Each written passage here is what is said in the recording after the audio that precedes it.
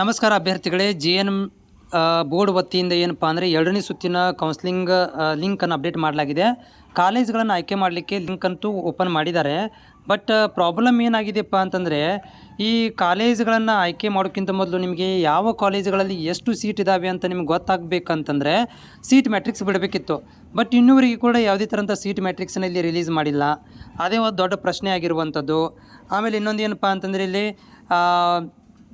ಈಗ ಆಪ್ಷನ್ ಎಂಟ್ರಿಗಳನ್ನು ಕೊಟ್ಟಿದ್ದಾರೆ. ಅದು ನಾಡ್ದು ಅಂದರೆ 13ನೇ ತಾರೀಕಿಗೆ ಕ್ಲೋಸ್ ಆಗುತ್ತೆ. ಅದರೊಳಗಡೆ ಸೀಟ್ ಮ್ಯಾಟ್ರಿಕ್ಸ್ ಬಿಟ್ಟಿದ್ದರೆ, ಅಂದರೆ ಯಾವ ಕಾಲೇಜುಗಳಲ್ಲಿ ಎಷ್ಟು ಸೀಟ್ ಇದ್ದಾವೆ ಅಂತ ಬಿಟ್ಟಿದ್ದರೆ, ಸೊ ಅದು ನಿಮಗೆ ತುಂಬ ಹೆಲ್ಪ್ ಆಗ್ತಿತ್ತು. ನಿಮ್ಮ ಕಾಸ್ಟಲ್ಲಿ ಸೀಟ್ ಇದೆಯಲ್ಲ ಅಂತ ಗೊತ್ತಾಗ್ತಿತ್ತು. ಹೀಗಾಗಿ ನೋಡಿ, ಯಾರೆಲ್ಲ ಅಭ್ಯರ್ಥಿಗಳು ನೀವು ಈ ವಿಡಿಯೋ ನೋಡ್ತಾ ಇದ್ದೀರಿ, ಒಂದು ಮಾತು ಹೇಳೋದು ಏನಂತಂದರೆ, in case of seat matrix ಏನಾದರೂ ತಡ ಆಯಿತು ಅಥವಾ ಅದು ಅಪ್ಡೇಟ್ ಮಾಡಲಿಲ್ಲ ಅಂತಂದರೆ ನೀವು ಜಾಸ್ತಿ ಕಾಲೇಜುಗಳನ್ನ ಆಯ್ಕೆ ಮಾಡ್ಕೊಳ್ರಿ, ಕಡಿಮೆ ಕಾಲೇಜುಗಳನ್ನು ಆಯ್ಕೆ ಮಾಡ್ಕೊಳಕ್ಕೆ ಹೋಗಬೇಡ್ರಿ. ಯಾಕಂತಂದರೆ ಫಾರ್ ಎಕ್ಸಾಂಪಲ್ ಇವಾಗ ನೀವು 10 ಕಾಲೇಜುಗಳನ್ನು ಆಯ್ಕೆ ಮಾಡಿದ್ರಿ, ಅದರಲ್ಲಿ 5 ಕಾಲೇಜುಗಳಲ್ಲಿ ಸೀಟೇ ಇರಲಿಲ್ಲ ಅಂತಂದರೆ ಬರೀ 5 ಕಾಲೇಜುಗಳಲ್ಲಿ ನಿಮಗೆ ಏನು ಮಾಡ್ತಾರೆ, ಕಾಂಪಿಟೇಟಿವ್ ಬಂದುಬಿಡ್ತದೆ, ಲೀಸ್ಟ್ ಒಳಗಡೆ ಬರ್ತವೆ.